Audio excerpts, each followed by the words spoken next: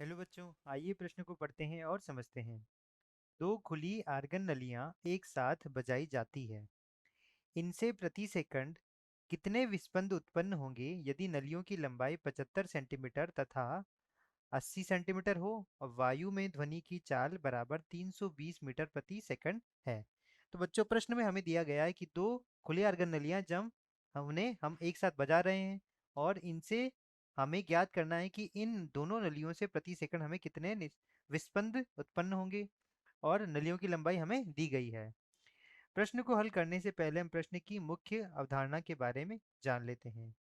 तो बच्चों, इस प्रश्न के लिए हमारी जो मुख्य अवधारणा होगी वह यह होगी कि एक खुली आर्गन नली के लिए खुली आर्गन नली, इसकी जो मूल आवृत्ति होती है उसे हम यदि n मान लेते हैं, उसका मान आता है v बटे 2l आता है। यह क्या आ गई, इसकी मूल आवृत्ति आ गई है।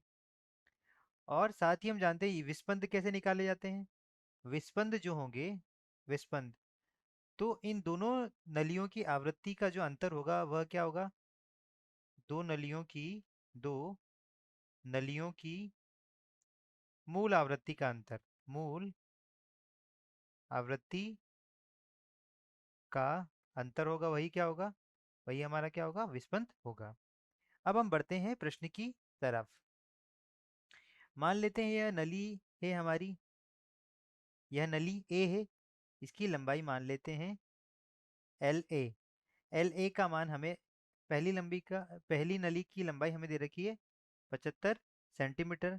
इसे यदि हम मीटर में परिवर्तित करेंगे तो यह 75 बटे 100 मीटर हो जाएगा।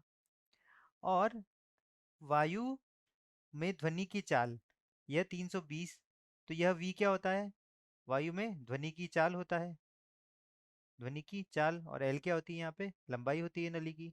तो हम यहाँ से इसकी जो आवृत्ति निकालेंगे, ए पाइप की मूल आवृत्ति, इसकी मूल आवृत्ति, उसे यदि हम एन ए मान लेते हैं तो एन ए का मान यहाँ से आ जाएगा v बटे 2l a।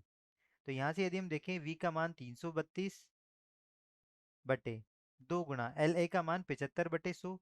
75 नीचे और 100 ऊपर चला जाएगा।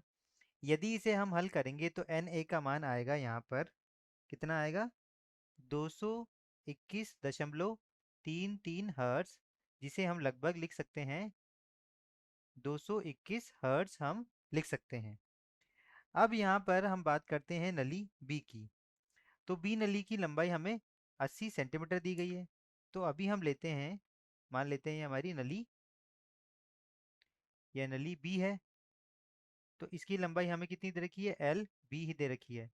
तो बी पाइप की मूल आवृत्ति वह क्या हो जाएगी बच्चों, मूल आवृत्ति वह हो जाएगी यहाँ से, उसे हम एन बी मान लेते हैं, तो वह हो जाएगी वी बटे 2l b हो जाएगा। v का मान 332 दिया गया है। तो इसकी लंबाई एल बी का मान हमें कितना दिया है, 80 सेंटीमीटर दिया गया है, जिसे यदि मीटर में परिवर्तित करेंगे तो कितना हो जाएगा, 80 बटे 100 मीटर हो जाएगा यहाँ से। तो यहाँ से 2 गुणा 80 और यह 100 का चला जाएगा, ऊपर चला जाएगा।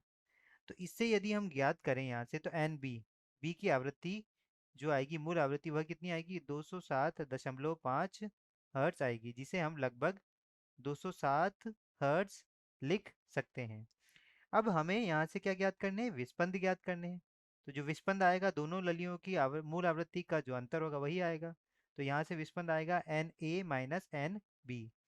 एन ए का मान हमारा निकल के आया है 221 हर्ट्ज, और यह आया है हमारा कितना, 207 हर्ट्ज आया है।